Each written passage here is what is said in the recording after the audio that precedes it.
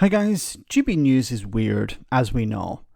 So they had a guy called Roger Gewolb on one of their shows. He's a former advisor to the Bank of England. So what do you think they had him on to talk about?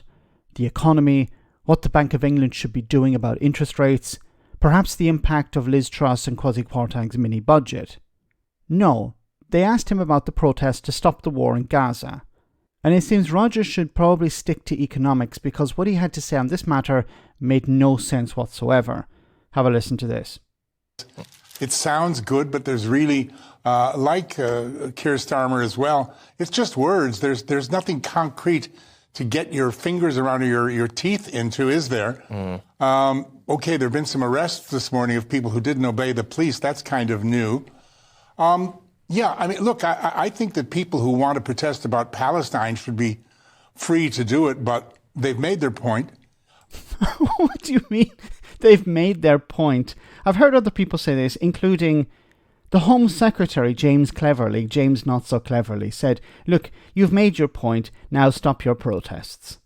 Well, they haven't made their point because the ceasefire has not taken place. You, as a government, have not put pressure on the Israeli government to respect a ceasefire or to even have a ceasefire.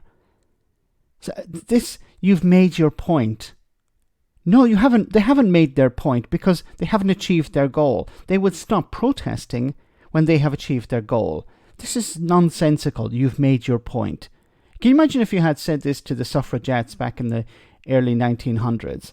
Look, yeah, you want the right to vote. You want suffrage, you want better rights for women, but look, you've made a few protests, you caused a bit of trouble, you've made your point, now go away and we'll have a think about it. No. And it's just when it spills over into the hate, the anti-Semitism and I don't use the word Islamophobia, it's a crazy word, it means fear of Muslims. It's not fear of Muslims, it's hate for Muslims, it's anti-Islamicism. So the anti-Semitism and the anti-Islamicism that comes off the back of some of these protests, that's got to be stopped. It's illegal. But what? Sorry, what's illegal? What are you talking about? I didn't understand what he was saying here. He started talking about Islamophobia is fear, and then he said it's not fear, it's hate, and then he said it's illegal. But technically it's not illegal. What's he going to do about it? All these fine words, but, there's really... One thing that they say they're going to do, which I imagine a lot of us would have thought was already being done, is that they're going to draw up a list of hate preachers from across the world and make it automatic that they're not allowed to come into Britain.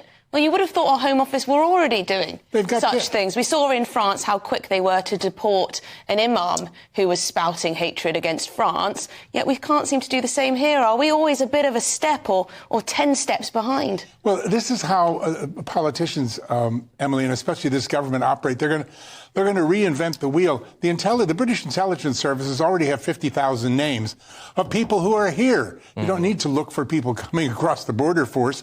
I mean, what they need to do is get control of the situation here. But it's just empty words. Okay, it's just empty words.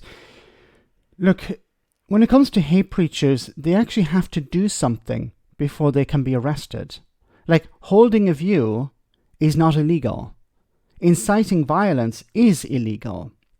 So, yes, there are people with very unsavory beliefs, but until they actually commit something illegal, they can't be arrested and they can't be deported.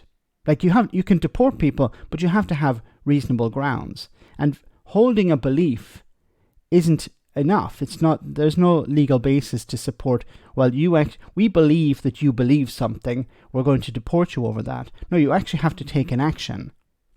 And look, one of the reasons that the Home Office is not deporting so many people, I believe, is because they don't have the resources available. Like, the Tories have cut public services over the last 14 years. And now they're saying, well, we need to get rid of all these people. We need to crack down on all of these things. The police need to do more. But you don't provide the police with sufficient resources. There aren't enough police officers.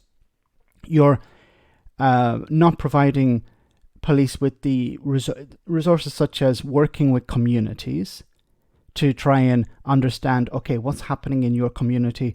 Who are the troublemakers? What can we do about them? There's none of this because the Tories have insisted on austerity and cutting public services. So all of the measures to help deal with extremism from a non-policing point of view are gone. Let me know in the comment section, guys, what you think. As always, your comments are greatly appreciated. Thanks a lot.